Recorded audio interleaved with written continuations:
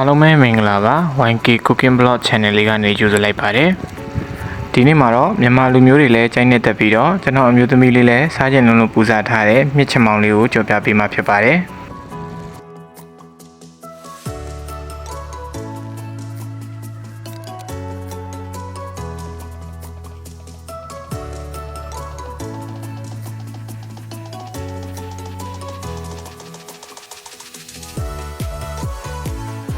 အရင်ဆုံးကျွန်တော်တို့ချမောင်ချွေပြီးတော့ရေဆေးထားပါမယ်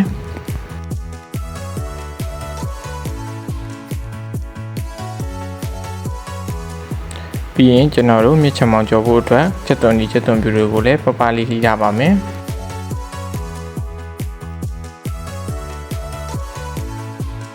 ပြီးရင်အဆက်ရတာလေးပိုအောင်ငရုတ်သီးစိမ်းလေးတွေကိုလည်းထက်ချမ်းထမ်းထားပါမယ်ပဇွန်ရောင်လေးကိုလည်းပွားလာအောင်ရေအနှဲငယ်နဲ့စိမ့်ထားလိုက်ပါမယ်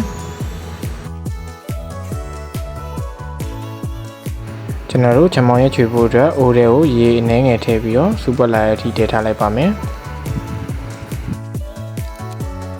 ကျွန်တော်တို့ရေစူပွက်လာပြီဆိုရင်အထင်ချွေပြီးတော့ရေဆေးထားတဲ့ချမောင်ရွက်လေးတွေကိုထည့်ပြီးတော့ခြေပါမယ်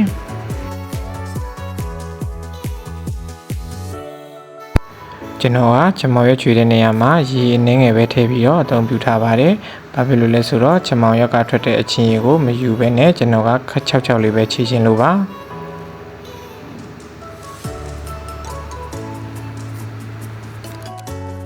ချမောင်ရွက်ခြေတဲ့နေရာမှာပိုပြီးကြည်လွယ်သွားအောင်ငံမြိုင်အနှဲငယ်လေးပေါက်ပြီးခြေပါတယ်။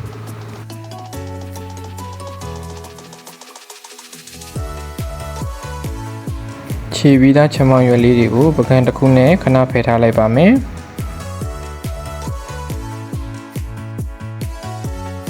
ပြီးရင်ချမောင်ရွက်ကြော်ဖို့အတွက်အိုးတွေကိုစီထည့်ပြီးအပူပေးထားပါမယ်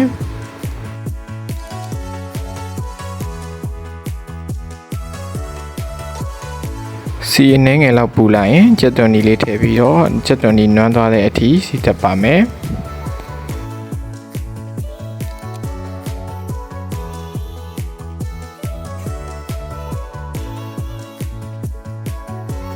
ချက်သွန်ဒီလေးနွမ်းလာပြီဆိုရင်ငရုတ်သီးအစိမ်းမုတ်ထမင်းစားစွန်းတစ်စုံကန်ထည့်ပြီးတော့စီတက်ပါမယ်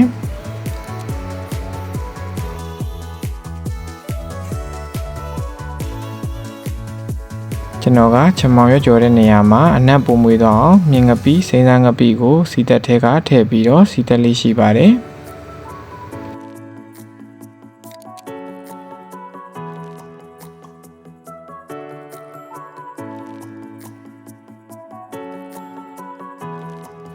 ချက်သွန်ဒီလေးအနှဲငယ်ကျွတ်လာပြီဆိုရင်ချက်သွန်ဖြူလေးထည့်ပြီးစီတက်ပါမယ်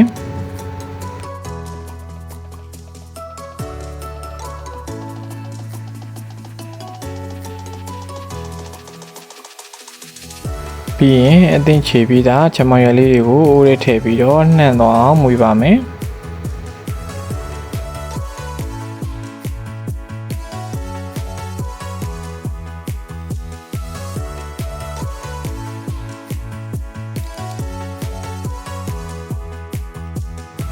ချမောင်ရွက်လေးတွေကိုအိုးနဲ့မကတ်သွားအောင်ရေအနှဲငယ်လောက်ထည့်ပါမယ်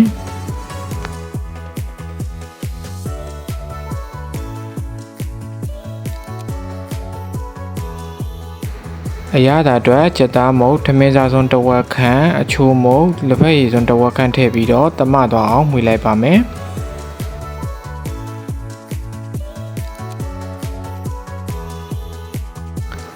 ချမောင်ရွက်ကြော်လေးကအချင်းတက်လေးပူခဲနေလို့ငံမြရည်လေးအနှဲငယ်ပေါက်လိုက်ပါတယ်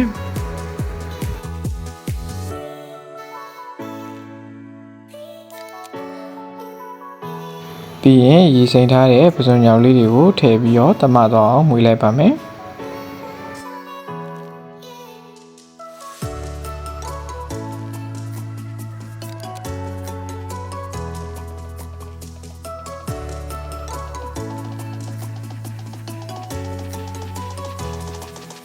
ပြီးရင်မြက်ထည့်ပါမယ်